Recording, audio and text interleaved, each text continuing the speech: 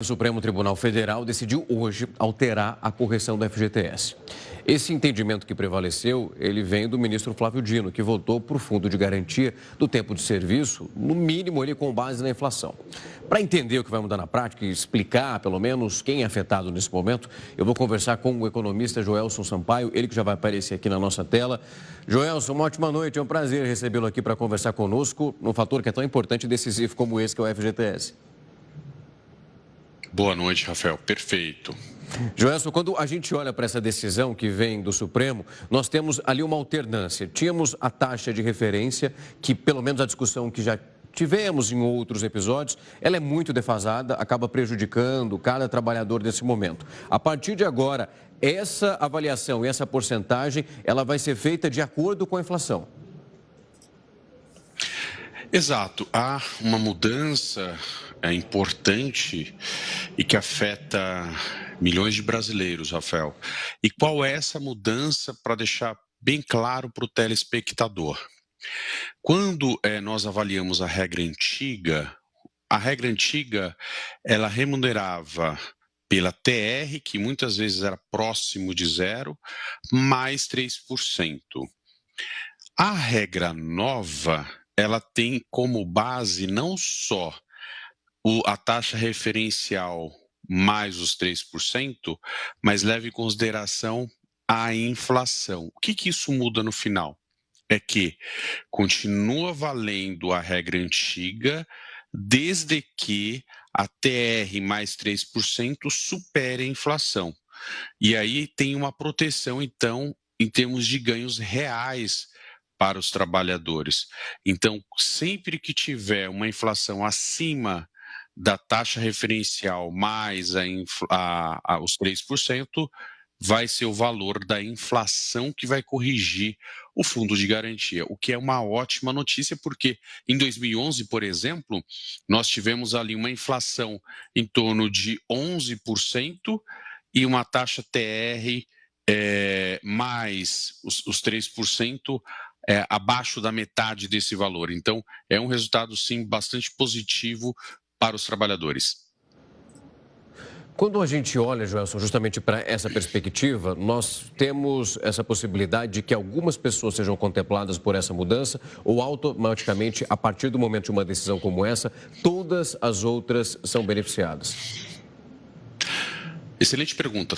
A regra vale para toda a população. Então, é uma regra que remunera todo o fundo de garantia de todos os trabalhadores e trabalhadoras. Então, a partir da mudança do índice de correção, o benefício ele se estende para todos os trabalhadores e trabalhadoras que trabalham, e têm ali o regime de CLT de contratação. E aí, por conta do regime de contratação CLT, a gente tem o desconto do fundo de garantia.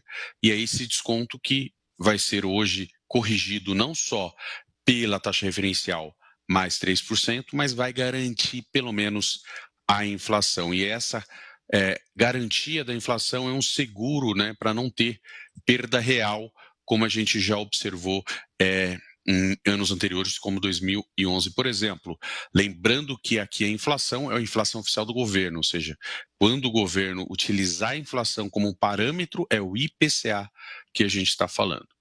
Joelson, quando nós olhamos também para essa mudança e esse novo cálculo que temos a partir dessa decisão, há algum ponto que olha para aquilo que já foi, que é retroativo, que agora a pessoa recebe ou não? Decisão feita é daqui para frente. Bom ponto também. A decisão ela vale daqui para frente. Então, a ideia é que todo o estoque do fundo de garantia daqui para frente tenha a incidência desse novo índice de correção, que é o antigo com a proteção para a inflação, para, digamos, trazer ali um seguro contra uma perda inflacionária. E isso vale daqui para frente para todos os trabalhadores e trabalhadoras que tenham dinheiro aí no fundo de garantia. Joelson, teve um outro ponto, inclusive adotado por um dos ministros, que falava a atualização sendo realizada pela caderneta de poupança. E quando a gente verifica essa diferença, principalmente entre esses dois índices, entre aquilo que temos, essa escolha que temos agora, que é justamente analisando pela inflação, ela é mais favorável para quem vai receber esse dinheiro, porque a porcentagem, esse rendimento vai ser maior. Exato, havia ali algumas propostas, inclusive o ministro Barroso, ele trouxe essa referência de trazer a correção pela poupança, né, pela taxa da poupança, mas o governo acabou seguindo, o STF acabou seguindo até uma sugestão da AGU, né, que leve em consideração a proteção contra a perda inflacionária, mantendo a regra atual. E aí o STF teve ali a sua maioria para esse, digamos, ajuste de não se utilizar a poupança, mas sim considerar a regra antiga e trazer a proteção contra a inflação. Uma coisa interessante também é que a maioria, né, votou a favor da mudança e poucos ministros, 4 ministros, votaram pela manutenção. Então, o que havia ali era uma divergência de como corrigir, se seria pela poupança ou pela inflação, e ficou prevalecendo, então, a mudança pela inflação IPCA, o que já é um grande avanço para os trabalhadores que hoje, né, infelizmente, têm essa exposição de risco de inflação, como eu falei, 2021, recentemente a gente teve uma inflação bastante elevada e a taxa referencial muito baixa, trazendo ali uma remuneração de correção no fundo de garantia baixa nesse período.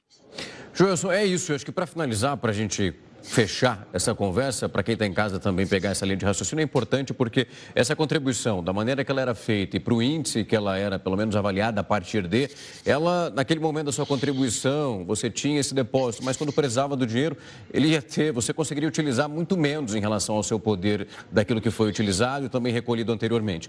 A mudança é benéfica. Exato, a mudança é benéfica, como você colocou, Rafael.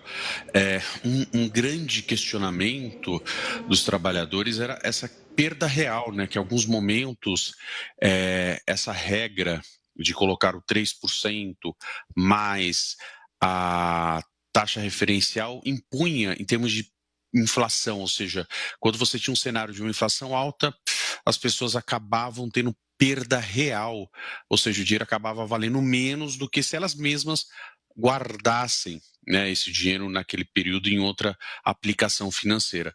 Então, era uma regra, nesse caso, que tinha um risco para as famílias em termos de perda, e é o que você falou, muitas vezes lá na frente, essas famílias tinham um valor que poderia ser muito maior se elas tivessem qualquer outra opção de aplicação, inclusive a poupança, né, que é uma aplicação de baixa rentabilidade e segura.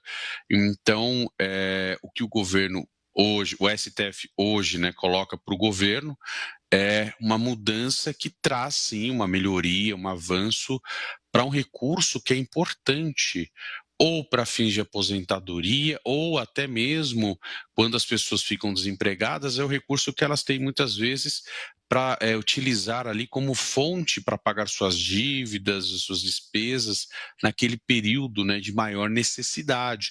Então, a gente está falando de um recurso essencial para as famílias brasileiras. Então, ter esse cuidado é importante. Eu vejo como um avanço positivo essa mudança de correção do fundo de garantia. Joelson, eu queria muito agradecer o tempo e a disponibilidade para vir aqui conversar conosco, explicar para quem nos acompanha a mudança que temos a partir daqui, essa taxa de referência que temos votada então pelo Supremo e que se a notícia é boa, se vai ser valorizado esse dinheiro que nós sabemos a importância que ele tem para cada trabalhador, esse é o ponto principal. Muito obrigado por falar conosco mais uma vez. Uma boa noite. Até uma próxima. Mais.